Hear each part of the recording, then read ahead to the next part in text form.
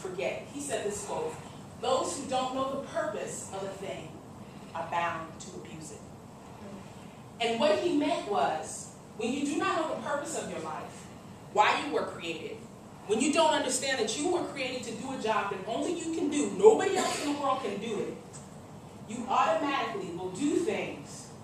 When you don't have that knowledge of who you are and what you're called to do, you will automatically do things that are not in your own best interest and not in the best interest of those around you. So those who don't know the purpose of a thing are bound to abuse it. Any thoughts on that? Anything?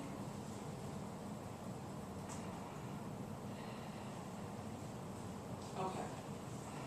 Anybody know what the purpose of their life is right now? Did you say, this is the purpose of my life? All right, that's okay.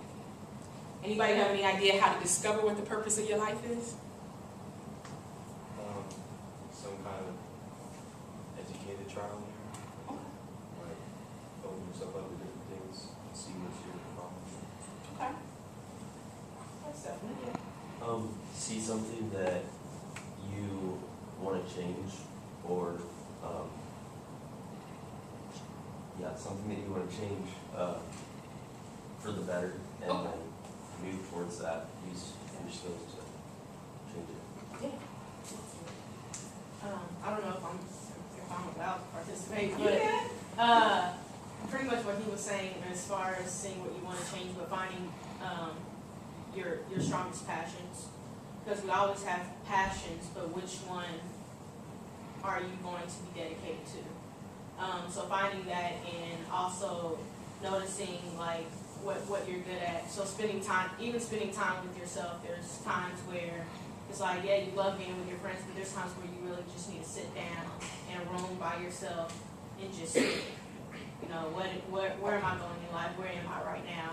You know, how much have I grown in just the past few months, few years, whatever. So I think that's just a great way of seeing, you know, finding your purpose and finding out who you are, finding your own identity, and also, you know, evaluating the people who are around you. So are there people who are drawn to you? Like for me, just take me for example. I have a lot of people right now who are dealing with things like suicidal issues, or, you know, tough situations with school. Though that's kind of the crowd that's drawing to me right now. So I understand that my purpose in those persons' lives right now is to help them get to where they can be, or be a stepping stone anyway for them to get to where they can be. And that's only because it's something that I have personally gone through. So it's like seeing that your own past experiences can help someone else get out of a situation that they may not be able to get out of on their own, like you were. So. Your passion. That's how you discover your purpose in life. And let me highlight that with your healthy passion, because we can be passionate about all kinds of things. You know, I used to be passionate when I was in school about sleeping. I was passionate about all my children, and I would schedule, you know, my classes around all my children, one life to live. Don't even come on anymore. But your healthy passion. What is that thing or those things that you're passionate about? They determine your purpose. When you add them with the problems that you feel led to solve. What are those problems? What are those things that just make you go, oh my gosh, there is a solution to this. And it isn't always so deep in terms of, you know, my passion is to feed the children, and the problem is they're starving. Sometimes it's not that deep. It just really isn't. Sometimes your passion is you want to get a really good job, and the problem is whatever it is you are going to work at your good job, that's what you want to solve. When I went to school, I was passionate about college, passionate about college students. I wanted to work in higher education, student affairs. And this is what I mean when I say purpose has changed, because I wound up leaving there. But that was my passion. The problems that I saw was that a lot of times things were happening on campus that were not in the best interest of students. It was in the best interest of the faculty. And so that is what I wanted to work with. That's why I went to student life. and then you add your willingness to that. How willing are you to solve the problem? So your purpose and your mission. The purpose is why. This is why I exist. And your mission is, this is how I'm going to solve this problem. Does that make sense? Y'all with me?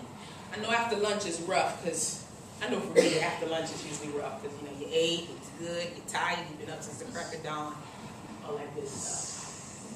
So we're gonna get up a little bit.